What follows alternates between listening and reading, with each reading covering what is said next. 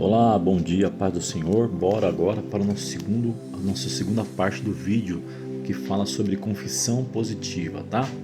Como eu disse, não dá para fazer em dois, não dá para fazer em três, não dá para fazer em cinco. É muito grande esse estudo, muito grande, tá? Então eu trouxe nessa primeira parte dos dois vídeos como gerou, como que chegou no Brasil, quem trouxe, quem são os percussores, os fundadores, de qual que é a filosofia que eles traziam de lá para cá para o Brasil, qual que era a metodologia de estudo, metodologia de cultos, de ensinamentos que eles tinham dos Estados Unidos para cá, tá? Porém, nós chegamos até no vídeo passado, só até chegar em Benihim, né? Que foram os pregadores americanos que faziam campanhas no Brasil em tendas, cruzadas e tal. E o Benihim, Joyce Meyer também, e tem mais um que não lembro o nome agora, um rapaz bem moreno, que eu não lembro o nome, que ele também, esses três, os principais esses três aí, tá? Eu não lembro o nome dele agora, que é bem fortão mesmo, que eu cheguei até a ver alguns cultos desse homem pregando também na época. Chegamos até aqui, né, com um propósito ali de cura, libertação, já com um âmbito ali, um pé sobre a prosperidade financeira, né? Lembrando sempre que quem trouxe essa prática no Brasil não trouxe no intuito de prosperidade, mas sim na curas e libertações. Porém, quando chegou no Brasil, teve um homem também que foi um dos que trouxeram para o Brasil também, um dos homens que foram fortes nesse movimento, foi um homem chamado Robert McAllister. Não sei se alguém já ouviu falar desse homem aí, Robert McAllister, né? E ele veio com esse movimento também, e ele fundou uma igreja. Essa igreja chamava-se Igreja Santa Nova Vida, que é o fundador dessa igreja. Santa Nova Vida, né? Fundador dessa igreja.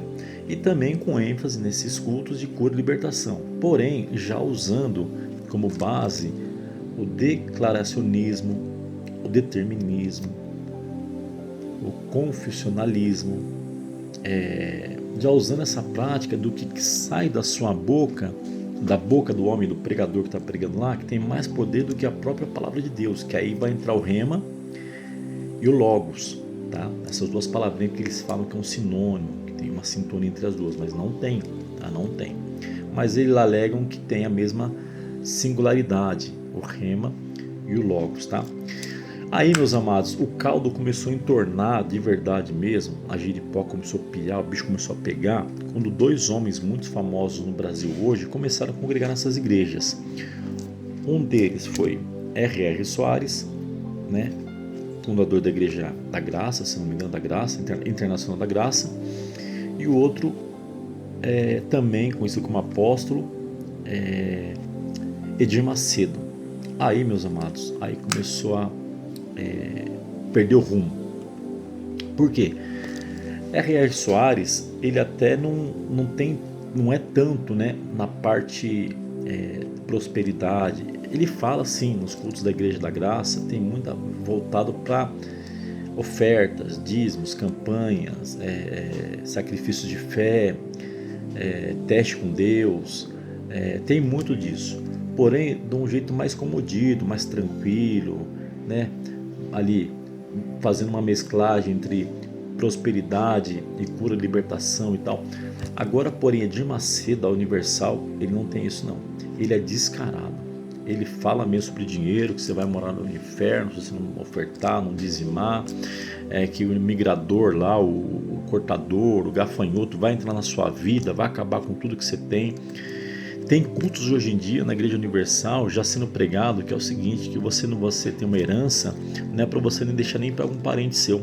Essa herança sua é para você depositar nos cofres da Igreja Universal do Reino de Deus. Já tem cultos que ele mesmo fala essas coisas, que não precisa deixar para a herança para um filho, para uma filha, para um irmão, não sei, talvez, mas para deixar para a Igreja do Reino de Deus, né? É como se estivesse te vendendo uma indulgência, né? Se você deixar suas heranças aqui no reino, você vai ter toda a liberdade para poder estar morando no céu, né? Que é um pecado gigantesco também, né? Que entre o simonismo também, é complicado, é outro estudo também, né? E aí, em 1980, em 1967 se cria a Universal do Reino de Deus, por Edir Macedo, os dois congregando lá nessa igreja de McAllister, né? mas em 1977 Edir Macedo monta a Universal, abre esse Ministério Universal, e em 1980 abre a Igreja Internacional da Graça com o R.R. Soares. Junto com a Igreja Universal, quem vem também depois ali, que também vem com essa mesma metodologia, olha só como essas igrejas vão se infiltrando no meio do mundo cristão e vai devastando fé.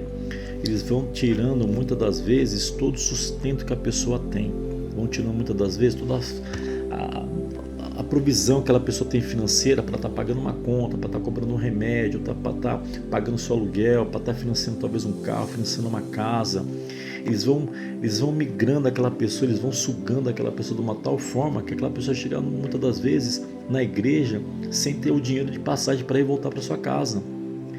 Eles fazem uma lavagem cerebral tão grande na pessoa, mas tão grande, que aquelas pessoas ficam cegas e entregam tudo que elas têm. Eu mesmo conheci pessoas que deu carro para as igrejas, essas igrejas deram o carro, pegaram a chave do carro e deram, toma aí o carro para vocês. Eu conheci várias pessoas que dizimavam, trabalhavam, mas de uma forma muito abusiva, sabe? O pastor, e aí entra também um pouquinho daquele cobertura espiritual, porque esses bispos, normalmente são bispos e apóstolos, eles se auto-identificam assim, né? Eles querem exercer sobre essas pessoas também uma cobertura espiritual, que eles querem saber o salário, quanto que a pessoa ganha de vale de alimentação, de vale de transporte, de 13º, eles querem saber se a pessoa tem uma renda extra, se a pessoa for comerciante, eles pedem CNPJ da empresa da pessoa, pedem um CPF para estar puxando para ver quanto a pessoa recebe. Eles exercem um poder espiritual tão grande sobre a vida dessas pessoas que deixa as pessoas totalmente vendadas para o mundo, porque se não fazer o que o apóstolo ou o bispo está falando, já falando como eu falei no primeiro vídeo, eles se sentem no grau acima da humanidade.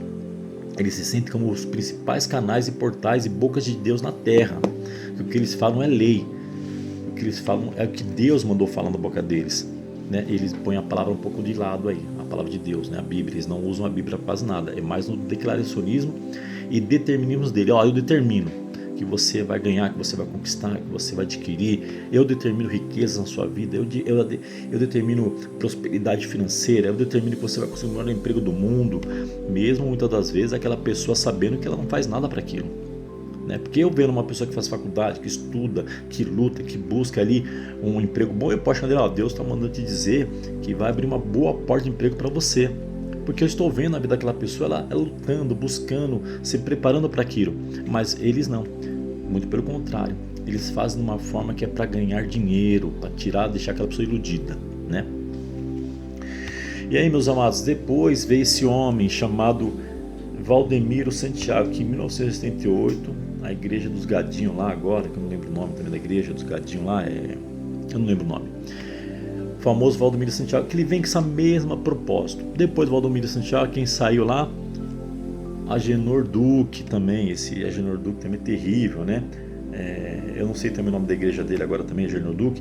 Mas são pessoas que têm aí esse viés de pregações só prosperidade. Só prosperidade. Que dá para repreender até demônio em meio da pregação da prosperidade. Agora tem uma igreja no Brasil, que realmente é uma filial dessa igreja que o pastor fundou aqui, que é o... Deixa eu só ver o nome da igreja aqui que eu não lembro agora. Esse McAllister, ele fundou uma igreja e tem uma aqui, ó, Igreja Cristã Nova Vida, e tem uma filial no Brasil que se chama-se Igreja O Verbo da Vida.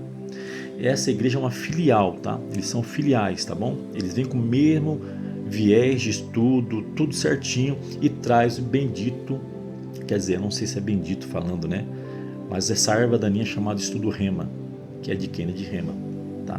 Que vem com esse estudo de prosperidade. Eu declaro, eu falo, e vai acontecer o que eu falei, independentemente de qualquer coisa, que a minha palavra aqui tem lei, tem peso.